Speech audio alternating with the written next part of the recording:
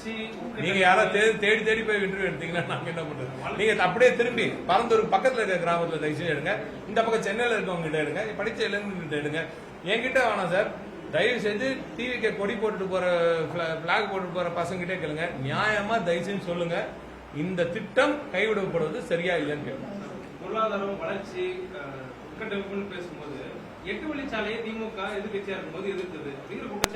எதிர்க்கல sir, தயவுசெய்து நல்லா புரியும். 8 வழிச்சாலையை பொறுத்தவரைக்கும் எங்க ஸ்டாண்ட் ரொம்ப கிளியர். ஏற்கனவே சென்னையில இருந்து சேலத்துக்கு போறது, நம்ம கள்ளக்குறிச்சி அந்த சைட்ல போற அந்த அதுவே இன்னும் கம்ப்ளீட் ஆகாம இருக்கு. அதை முதல்ல முடிங்க. அது 4 வழிச்சாலையா இருக்கு. அதோட கெப்பாசிட்டி ஒரு சாலைக்கு இவ்வளவு கெப்பாசிட்டின்னு இருக்கு. அந்த யூனிட் சொல்லுவாங்க, நம்பர் ஆஃப் வெஹிக்கிள்ஸ் போற யூனிட், சரிங்களா? அந்த யூனிட் ரீச் ஆகலாங்க. இப்ப நம்மளுக்கு இங்க சொல்றோமே இவ்வளவு பேசஞ்சர் கெப்பாசிட்டி இத்தனை வருஷத்துல ரீச் ஆக போகுது, அங்க ரீச் ஆகல. இன்னைக்கு வரைக்கும் ஸ்மூத் சேலிங்கா தான் இருக்கு. இப்ப நீங்க சேலம் போனீங்கன்னா டிராபிக் ஜாம் ஆகுதா? இல்ல மீனம்பாக்கத்துக்கு போனீங்கன்னா டிராபிக் ஜாம் ஆகுதா? ஏர்கிராப்டே டிராபிக் ஜாம் ஆகுதா? ஏர்கிராப்ட் டிலே ஆகுதா?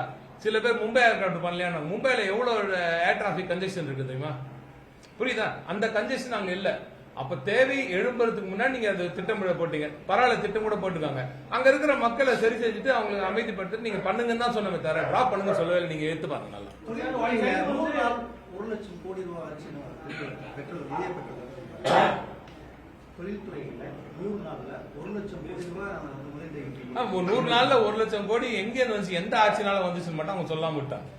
100 நாள்ல 1 லட்சம் கோடி வந்ததுக்கான காரணம் திராவிட முன்னேற்ற கழகத்தின் தலைவர் மு.க. ஸ்டாலின் மாமனிதர். அவர் திராவிட நாயகன், திராவிட மாடல் ஆட்சியில் நாங்கள் பேசி வைத்த திட்டங்களை இவர்கள் இன்று அனௌன்ஸ் பண்ணியிருக்காங்க.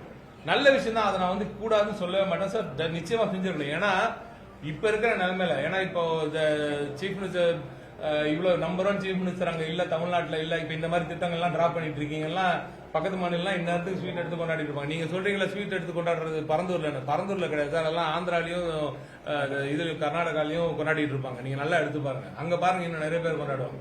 தமிழ்நாட்டோட தொழில் வளர்ச்சியில இது ஒரு பெரிய பின்னடைவு. சரி, இப்ப இதுவும் போயிடுச்சு, இனிமே நாங்க அதையும் பேசலான்னு ஊர் ஊரா போய் பேசி எங்களுக்கு தெரியும் சார். தொண்டு தனித்து கத்திருக்கேன் சார். நானு இந்த திட்டங்கள்லாம் வருது, இவ்வளவு திட்டங்கள் வருது, இவ்வளவு திட்டம் சொல்லி தானே இவ்வளவு திட்டங்களை கொண்டு வந்தோம்.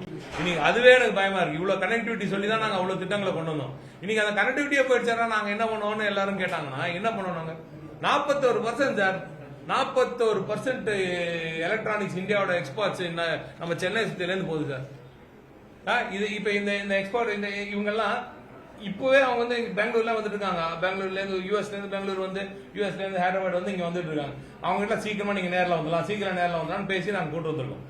இப்ப இன்னைக்கு இல்லடா இது இப்போதைக்கு வரப்போறது இல்லை அப்படின்னா கனெக்டிவிட்டியே இல்லாத ஊருக்கு எப்படி வருவாங்க? நீங்க ஒரு ஊருக்கு பொண்ணு கொடுக்க போனீங்கன்னா கூட கிராமத்துல சொல்லுவாங்க அந்த ஊருக்கு பஸ்ஸே இல்லடான்னு. கேட்டீங்களா இல்லையா? இது கிராமப்புறத்துல ஒரு ஊருக்கு போறதுல பொண்ணு கொடுக்கறதுக்கு பஸ்ஸே இல்லைன்னு சொல்ற மாதிரிதான் இது ஏர் பஸ்ஸே இல்லடா அப்படின்ற மாதிரிதான். இந்த ஊருக்கு தொழில்துறையில அந்த டெர்மினாலஜில நீங்க சொல்லணும்னா பஸ்ஸே இல்லைன்னு சொல்றாங்க, ஏர் பஸ்ஸே இல்லடா அப்படின்னு சொல்லுவாங்க. தேர்வு செய்து அறிவித்தது திமுக. புரியல. பரந்தூர் இடம் தான் சரியான 2வது மாநிலத்துக்கான இடமா இருக்கும்னு தேர்வு செய்து இறுதியா விண்ணப்பிச்சதெல்லாம் திமுக தான்.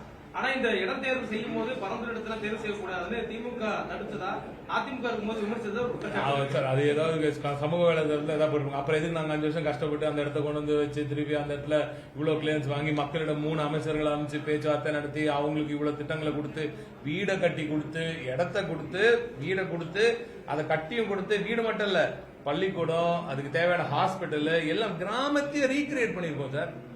ஒட்டுமொத்த கிராமத்தையே ரீகிரியேட் பண்ணிருக்கோம். அதை தவிர காம்பன்சேஷன் கொடுத்துருக்கோம், அதை தவிர வேலை வாய்ப்பு கொடுக்க போறோம். இவ்வளவும் வாங்கிய அந்த மக்கள் இன்று இவர் போய் சொல்லிட்டாரு அவரோட ஈகோ சாட்டிஸ்ஃபை பண்றோன்றதுக்காக இன்னைக்கு ஒட்டுமொத்த தமிழ்நாட்டோட வளர்ச்சி விழுந்து போகுதுன்னா ரொம்ப கஷ்டமா இருக்கு சார். நான் ஒண்ணு மட்டும் சொல்றேன், தயவு செஞ்சு முதலமைச்சர் இதை பார்த்துட்டு இருந்தாருன்னா அவர் தயவு செஞ்சு புரிஞ்சுக்கணும். தொழில் வளர்ச்சியை நாங்க எந்த காலத்திலும் அரசியலாக்க விரும்பவே இல்லை. இதுதான் மாண்புமிகு திராவிட நாயகன் மு.க. ஸ்டாலின் அவர்களின் நிலைப்பாடு. என்னோட தனிப்பட்ட நிலைப்பாடும் அதே தான். நான் ஆரம்பத்திலேயே தான் சொல்லிட்டு இருக்கேன், இந்த திட்டத்தை உங்களால முடிஞ்சா தயவு செஞ்சு எல்லா ஆபீசர்ஸையும் தனியா 1-to-1 உட்கார வச்சு அவங்களோட ரிவ்யூ கேளுங்க. அப்போ உங்களுக்கு உண்மை அதான் சொல்றேன். இப்ப இருந்து ஸ்டார்ட் பண்ணினாலே உங்களுக்கு 30க்குள்ள நீங்க கட்டி முடிக்க முடியாது. 30 நாள்ல உங்களுக்கு இங்க முடிஞ்சிடும். சரிங்களா? 30 கட்டி முடிச்சோம்னு வச்சுக்கோங்க. நம்ம இப்ப இருக்கிறதுலயே நம்ம கண்டினியூ பண்ணா கூட நான் சொன்ன 20 வருஷம் தான் எனக்கு கிடைக்குது. அந்த ஸ்பீட்ல போனாலே இப்ப நீங்க திருப்பி ஆரம்பிச்சீங்கன்னா நாங்க 2021 வந்து நாங்க செட் பண்ணி எல்லாத்தையும் வாங்கி இவ்வளவு தூரம் கிளியரன்ஸ் எல்லாம் வாங்கி ஒன்றிய அரசா வாங்குறது 24 தான் ஃபர்ஸ்ட் கிளியரன்ஸ் எல்லாம் வந்துச்சு. 25ல எல்லாம் ஆல் கிளியர் எல்லாம் வந்துச்சு. எல்லாம் அப்புறம் டிபிஆர் போடணும், நிறைய இஷ்யூஸ் இருக்கு. டிஎஃப்ஆர் வாங்கணும், டிபிஆர் போடணும், ஒரு படிப்படியா போனோம். ஏர் டிராபிக் கண்ட்ரோல் ஒரு கிளியரன்ஸ் தனியாக இருக்கணும், என்வாரன்மெண்ட் கிளியரன்ஸ் தனியாக ஒன்று வாங்கணும். நிறைய இஷ்யூஸ் இருக்குது, சாதாரண விஷயம் கிடையாது. அப்புறம் டிஃபென்ஸ் கிட்ட கிளியரன்ஸ் வாங்கணும், இப்படி நிறைய இருக்கு. அதெல்லாம் படிப்படியா போறது திருப்பி 3 வருஷம் ஆயிடும். அப்ப அதுக்கப்புறம் நீங்க ஆரம்பிச்சு 3 வருஷம் ஆகும்.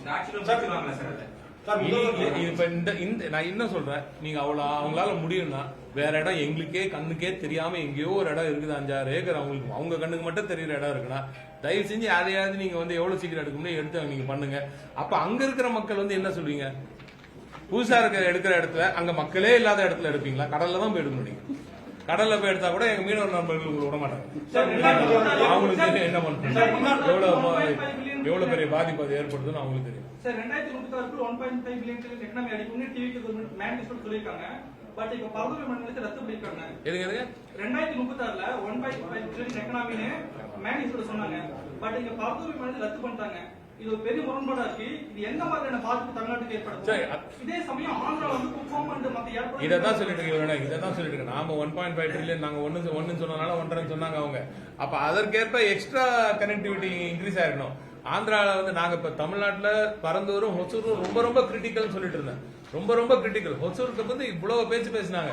இன்னைக்கு ஹொசூர் பக்கத்துல அங்க குப்பம் ஆரம்பிச்சாங்க. பெங்களூர் 2வது ஏர்போர்ட் ஆரம்பிக்குது சார். பெங்களூர் அவங்க 2வது இடத்துக்கு பேச ஆரம்பிச்சாங்க. அன்னைக்கு டி.கே. சிவகுமார் சார் எடுத்துட்டாரு, அவர் சிஎம் எடுத்துட்டாரு. அடுத்து இவரு ஏற்கனவே பேசிருக்காரு, வைஜாக் அவ்வளவு பெருசா கட்டிட்டாங்க. ஒன்னொன்னா கட்டி ஏற்கனவே இருக்கிற ஏர்போர்ட்ஸையே நவீனமயமாக்கி இன்னும் பிரம்மாண்டமா பண்ணிட்டு இருக்காங்க. புதிய விமான நிலையங்களும் வந்துகிட்டு இருக்கு. அப்ப போட்டி எங்க போகும்? விமான நிலையம் வந்துச்சுன்னா கனெக்டிவிட்டி ஈஸி. வர தொழிலாளர்களுக்கு தொழில் முதலீட்டாளர்களுக்கு கனெக்டிவிட்டி ரொம்ப ஈஸி. யூஎஸ்ல இருந்தோ ஜெர்மனில இருந்தோ ஜப்பான்ல இருந்தோ வந்தாங்கன்னா டைரக்ட் கனெக்டிவிட்டி இருக்கான்னு பார்ப்பான். இல்லாட்டி அங்கேயிருந்து 1 ஹாப் எங்க இருக்கோ அங்க எங்க லேண்ட் ஈஸியா கிடைக்குதோ அங்க போயிருவாங்க. இதுதான் இன்வெஸ்ட்மெண்ட் ப்ரொமோஷன்ல பிரச்சனை. இதற்காகத்தான் கனெக்டிவிட்டி ஸ்ட்ரெயிட்டா நம்ம ஊருக்குள்ள கொண்டு வரணும்னு பாக்குறோம். வேற எங்கேயும் போயிட்டு வரதுக்கு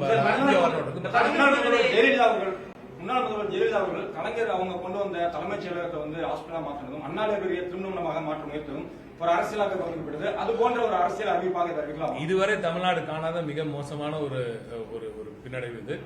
நீங்க அதெல்லாம் கூட நாங்க ஒண்ணுன்னா நீங்க வேற சின்ன ஒரு அசம்பிளி தானே நாங்க வேற இடத்துல பாத்துக்கலாம், இல்ல திருப்பி பழைய இடத்துக்கு கூட போயிட்டோம். நீங்க இப்ப பழைய இடத்துக்கு போக முடியாது. நீங்க அசம்பிளி அந்த அம்மையார் அவர்கள் அவங்க ஒரு முடிவு எடுத்து அதை ஹாஸ்பிட்டல் ஆக்கிட்டாங்க. எங்களால அட்லீஸ்ட் திரும்பி வந்து பழைய போர்ட்டுக்கே போக முடிஞ்சது. சரிங்களா?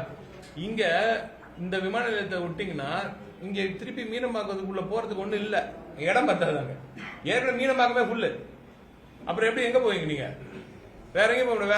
வேற ஊருக்கு தான் போவாங்க எல்லாம். மக்களோட எதிர்ப்பை தாண்டி சூழலியல் அமைப்புகளோட எதிர்ப்பை எப்படி பாக்குறீங்க சார்? சூழலியல்